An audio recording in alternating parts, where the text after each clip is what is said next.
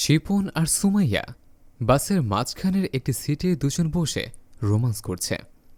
Public bus এমনভাবে দুজন ঘনিষ্ঠভাবে বসে বসে গল্প করছে, মনে হচ্ছে যেন এটা ওদের বেডরুম। বাসের ভিতর অন্য অন্য সিটে যাত্রীরা বসে আছে।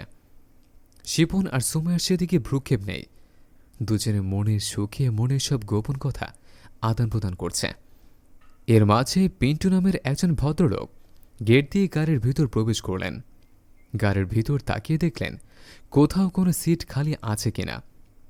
পিন্টু সাহেব ভালো করে খেয়াল করে দেখলেন মাঝখানে পাশের একটি সিট খালি আছে। পিন্টু সাহেব দেরি না করে ওই খালি সিটে গিয়ে বসে পড়লেন। এর মাঝে গাড়ির সুপারভাইজার গেটে দাঁড়িয়ে ড্রাইভারকে উদ্দেশ্য করে বলল, ওস্তাদ আগে বাড়ান। সুপারভাইজারের সংকেতে ড্রাইভার গাড়ি ছেড়ে দিল গন্তব্যস্থানের দিকে।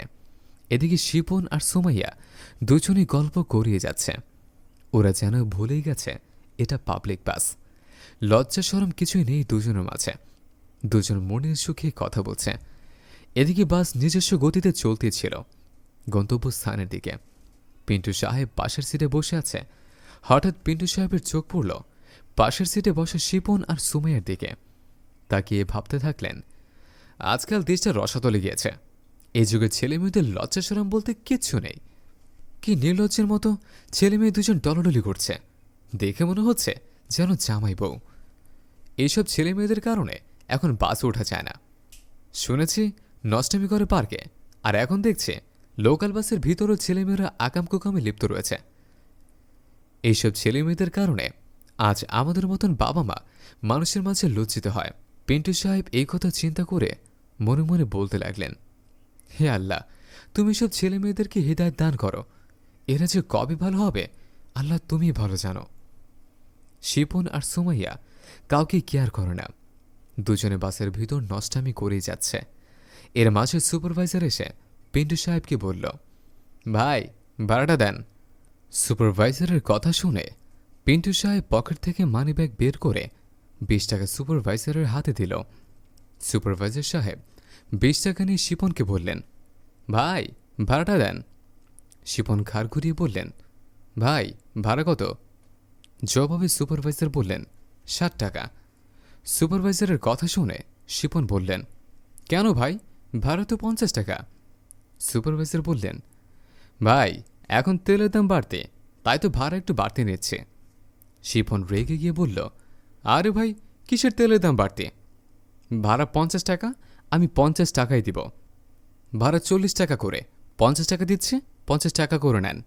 আপনারা দুদিন পর পর নাটক শুরু করেন। সুপারভাইজার শিপনকে বুঝিয়ে বলল। শিপন নাছরবান্দা।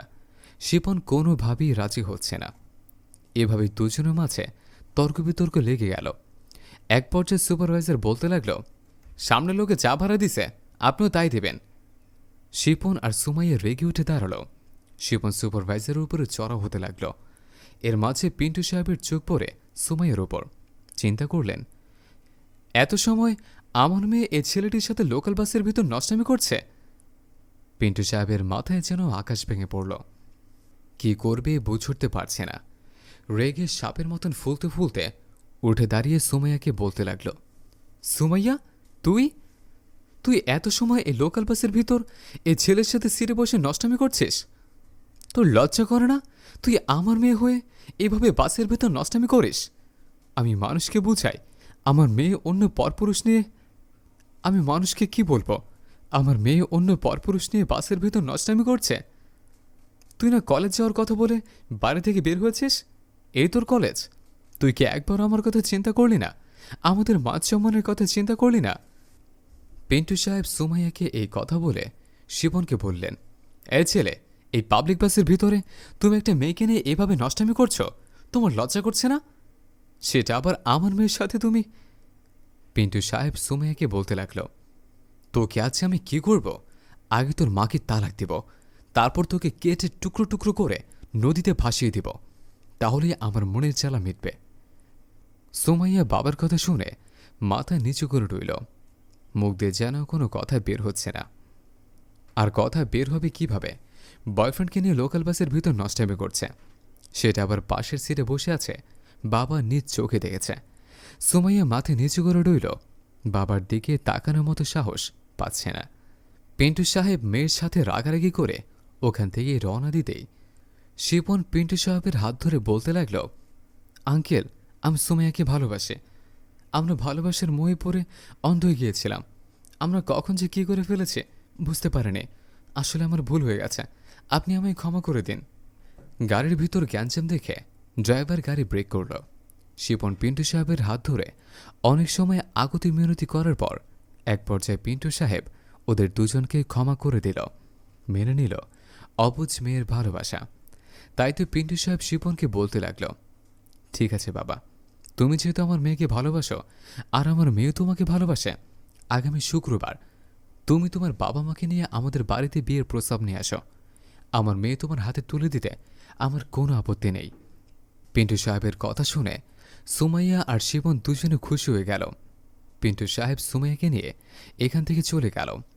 বন্ধুরা, আমাদের এই গল্পটি যদি ভালো লেগে থাকে তাহলে অবশ্যই লাইক, কমেন্ট এবং শেয়ার করবেন। ধন্যবাদ।